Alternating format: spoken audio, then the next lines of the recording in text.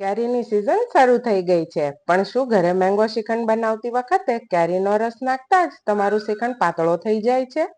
તો આજે હું તમને ડેરીવાળાનું એ સિક્રેટ બતાવીશ, જેથી તમારો મેંગો શ્રીખંડ બનશે એકદમ ક્રીમી, કટ અને 100% બજાર જેવો. Hello friends, welcome back to ખુશીસ kitchen. ઉનાળાની બપોરે ગરમા ગરમ પૂરી સાથે જો ઠંડો ઠંડો શ્રીખંડ મળી જાય તો દિવસ બની જાય. આવી જ મસ્ત અને ટ્રેન્ડિંગ રેસીપી જોવા માટે જો તમે હજુ સુધી મારી ચેનલને સબસ્ક્રાઇબ નથી કરી તો ફટાફટ નીચે આપેલ લાલ બટન પર ક્લિક કરી ચેનલને સબસ્ક્રાઇબ કરી લો અને બાજુમાં આપેલ બેલ આઇકન દબાવવાનું બિલકુલ ના ભૂલતા, જેથી આવા જ નવા નવા વિડીયોની નોટિફિકેશન સૌથી પહેલા તમને મળે. ઠંડો ઠંડો મેંગો શ્રીખંડ બનાવવા માટે મેન ઇન્ગ્રેડિયન્ટ્સ દહીં. મેં અહીં તાજું અને મોળું 1 કિલો ફૂલ ફેટ દહીં લીધું છે, જેથી શ્રીખંડ ખાટો ના થાય. સાથે 1 કિલો પાકી અને મીઠી હોય તેવી કેરી લઈશું. સૌથી મોટું સિક્રેટ, 99% લોકો કેરીનો રસ કાઢીને સીધો જ મસ્કામાં નાખી દે છે, જેના લીધે શ્રીખંડ પાતળો થઈ જાય છે. ભાવનગરનો પ્રખ્યાત લિક્વિડ મઠ્ઠો હોય તેવું સ્ટ્રક્ચર આવે છે, પરંતુ આપણે એ રસ સાથે એક નાનકડી પ્રોસેસ કરવાની છે, જે હું તમને આગળ બતાવીશ. સૌપ્રથમ દહીંને એક કોટનના કે મલમલના કાપડમાં એડ કરી આવી રીતે તેમાંથી પાણી નીચોવી લઈશું. ત્યારબાદ તેને ઓવરનાઇટ લટકાવી દો, અથવા તો મારી જેમ આ રીતે વજન મૂકી દો અને દહીંને ફ્રીઝમાં મૂકી દો, જેથી દહીં ખાટું થવાનો તો ચાન્સ જ નહીં રહે અને દહીંમાંથી બધું પાણી નીકળી જશે અને એકદમ ઘટ્ટ મસ્કો કે ચક્કા દહીં તૈયાર થઈ જશે. દહીંને ઓવરનાઇટ મૂક્યા બાદ સવારે પહેલા પેલી ટ્રીક જોઈ લઈએ. મેં અહીં 1 કિલો પાકી અને મીઠી કેરી લીધી છે. કેરીમાંથી આપણે પલ્પ કાઢી મિક્સર જારમાં એડ કરીશું અને પાણી કે દૂધ ઉમેર્યા વગર જ કેરીને ગ્રાઇન્ડ કરી કેરીનો રસ તૈયાર કરી લઈશું.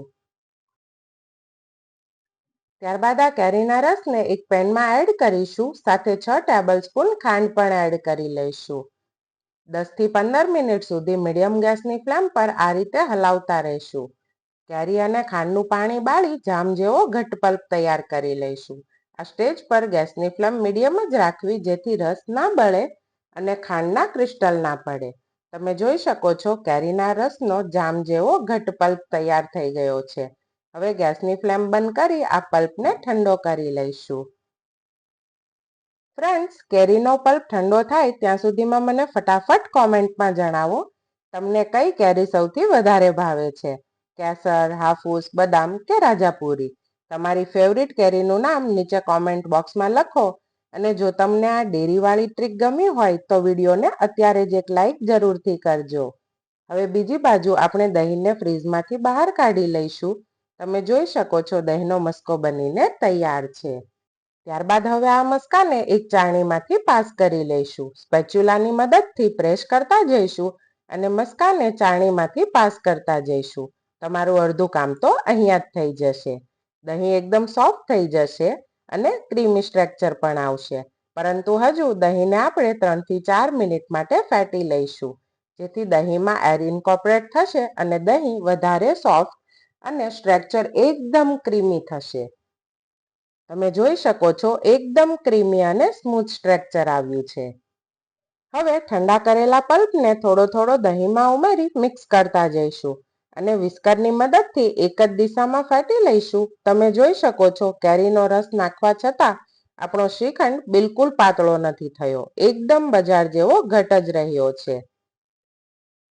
વાહ, કલર અને સ્ટ્રક્ચર તો જુઓ, એકદમ પરફેક્ટ.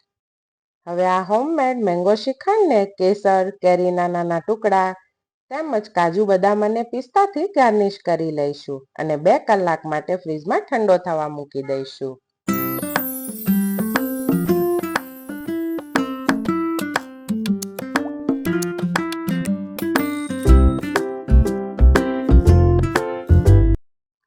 તો ફ્રેન્ડ્સ, હવે બજારમાંથી મેંગો શ્રીખંડ લાવવાનું બંધ કરી દો અને આ સિઝનમાં ઘરે જ બનાવો પરફેક્ટ મેંગો શ્રીખંડ. તમારા ફેમિલી ગ્રુપમાં આ વિડીયો શેર કરો, જેથી આ સિક્રેટ ટ્રીક બધા જ શીખી શકે. તો ફ્રેન્ડ્સ, હવે રાહ શેની જુઓ છો? ગરમા ગરમ પૂરી સાથે લંચમાં બનાવો એકદમ સ્મૂધ, ક્રીમી અને ટેસ્ટી શ્રીખંડ.